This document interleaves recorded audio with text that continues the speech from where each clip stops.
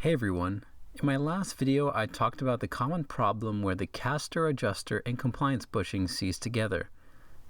Today I'm going to show you how to remove a seized front lower control arm on a Honda S2000 so that you can replace the caster, adjuster, hardware, and compliance bushing. The first thing you want to do is get the front of the car on jack stands and remove the wheels. Once the car is on jack stands, you need to make room so that you can eventually fit a reciprocating saw in the wheel well. I want to make a note that there are many different ways that you can remove the suspension components, but the following is simply what I find to be easiest for this job, mainly because it does not require any ball joint popping. You'll be moving the wheel knuckle around, so you're going to want to remove the ABS sensor wiring so that you don't damage it. Use a 10mm socket to remove the 5 bolts that hold the ABS sensor wiring in place.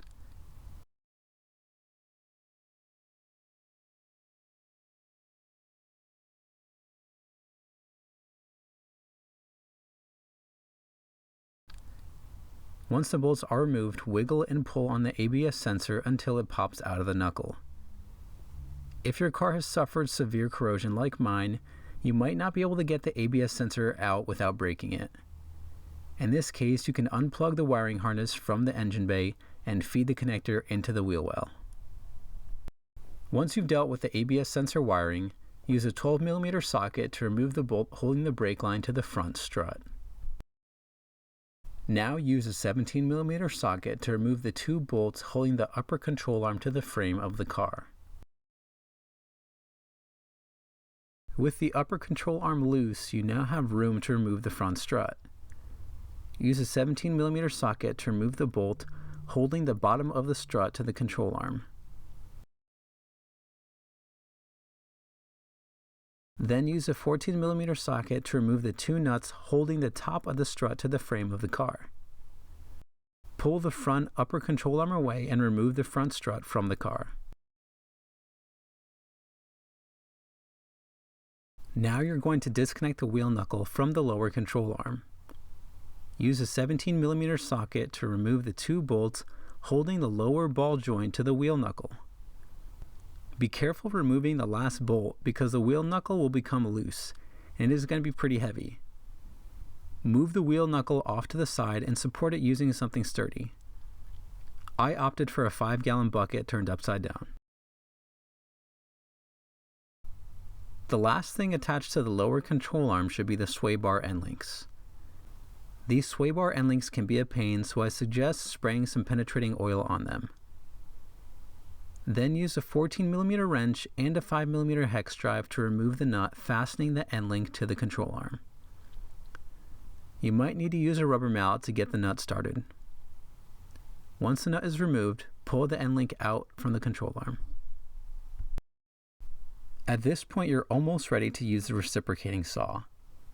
Before you remove the lower control arm, you should consider taking a picture of the caster and camber alignment.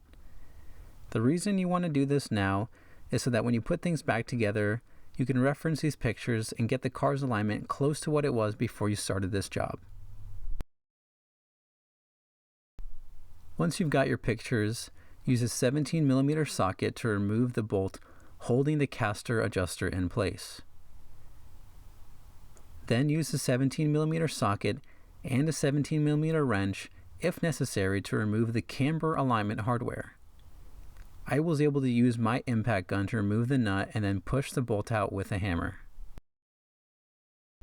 At this point, the lower control arm should be relatively loose, and the only thing holding it in place should be the seized caster adjuster hardware and compliance bushing.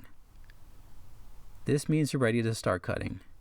Whip out your reciprocating saw, install a fresh new metal cutting blade, put on your respirator, insert your earplugs, and slap on your safety glasses because things are about to get rough. Use the reciprocating saw to make 2 cuts, one above the control arm and one below the control arm. Ideally, you want to get the bottom cut as low as possible and the upper cut as high as possible, so that there is no residual metal remains.